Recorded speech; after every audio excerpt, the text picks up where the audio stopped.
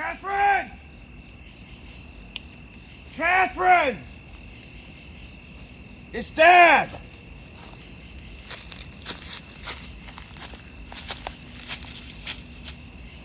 Catherine!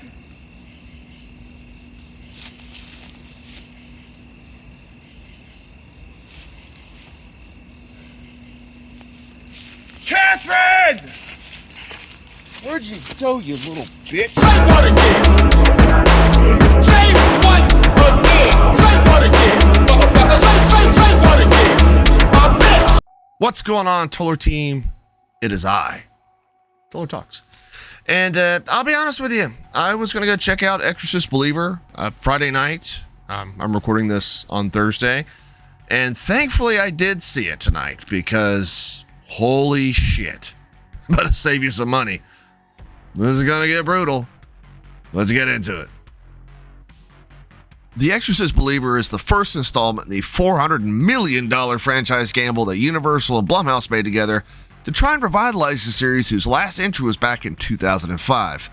Director David Gordon Green and writer Danny McBride, both known actually for the latest Halloween trilogy, filled the respective roles in this film. Leslie Odom Jr. plays Tanner, the father of Lydia Jewett's Angela, alongside her best friend Catherine, who's played by Olivia O'Neill.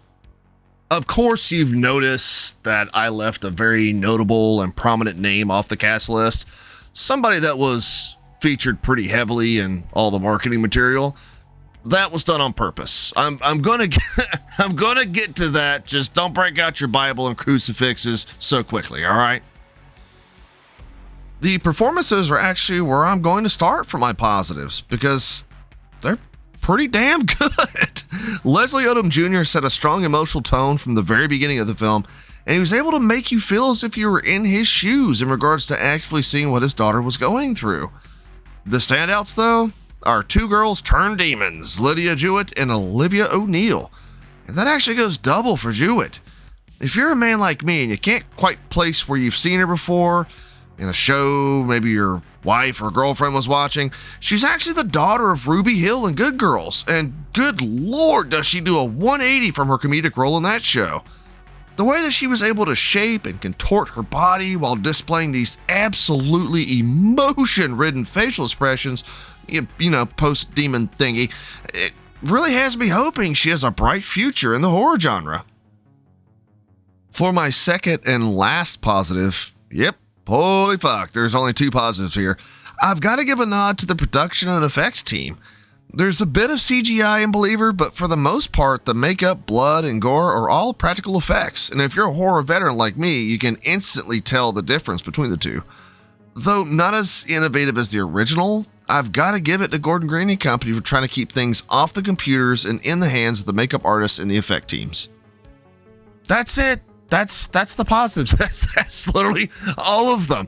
And I'm going to start my negatives off with something that just pissed me the fuck off. And it's surrounding Chris, the mother of Reagan in the original Exorcist film, played by Ellen Burstyn. I'm trying to wrap my head around what I get ready to say. I've never seen such a manipulative, egregious misuse and underutilization of a legacy character since we started doing these fucking sequel, requel, lequels, whatever roles you want to fucking call it. An Exorcist Believer, it pissed me the hell off with it. If you go back and watch the majority of the marketing material and trailers, who do you see? That's right, Chris. That's enough to get any Exorcist fan rock fucking hard. If you don't know the history between studios and Burstyn, she's been approached many, many times over returning to the series, and she's never accepted. No amount of money, fame, or fortune could get her to return as Chris. Until Exorcist Believer. And for what? It wasn't her fault. She only accepted the role so she could set up a fantastic scholarship program at Pace University for young actors, and she's been very open about that. It's entirely on Blumhouse in general. All we saw was her face slapped over every bit of material they could possibly promote for Exorcist Believer, but if you actually watch the movie, you'll quickly find out she has next to nothing to do with it. Like, she shows up, says a few lines, something happens, and that's it. No real involvement in the story, no character arc. She was just trotted out there like a pony so the production team could say, hey, you guys remember that lady from the original Exorcist? Yeah, she's in this one. So you're going to come watch our film, right? Like, it's got to be good because of that, right? No, it's not, Blumhouse. Fuck you. While I'm sitting here talking about the original, since Exorcist Believer is a sequel to Friedkin's original masterpiece, may he rest in peace, we're all going to be walking into this film and asking the question, is this a worthy sequel to follow up on arguably the most influential horror film of all time? My answer? Fuck no.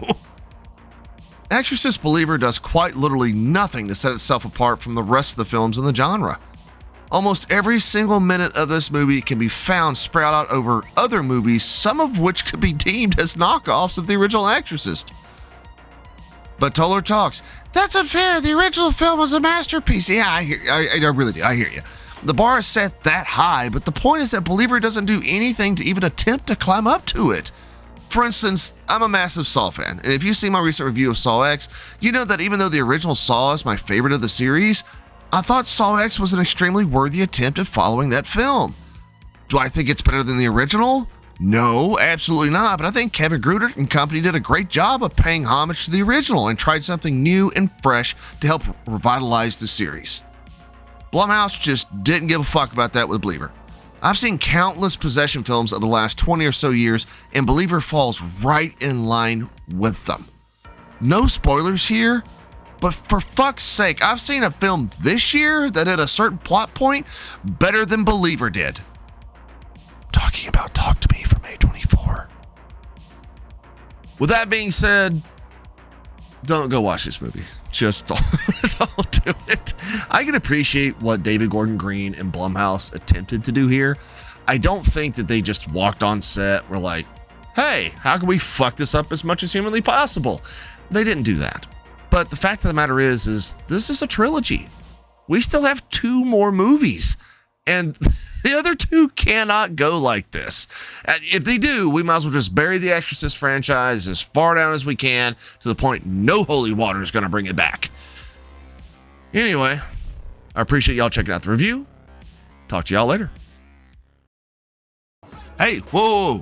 Before you go anywhere, if you liked what you saw, heard, or if you think I have the best Hawaiian button downs on YouTube, do me a quick favor. Throw me a like. Maybe sub. Share it at your local college party. I'd really appreciate it. And this would be the point where I would like try to say, hey, check out this review over here, or hey, check out this thing. I'm not there yet. I'm trying to get there, but I'm not there yet. But anyway, thank you for watching, and I'll talk to y'all later.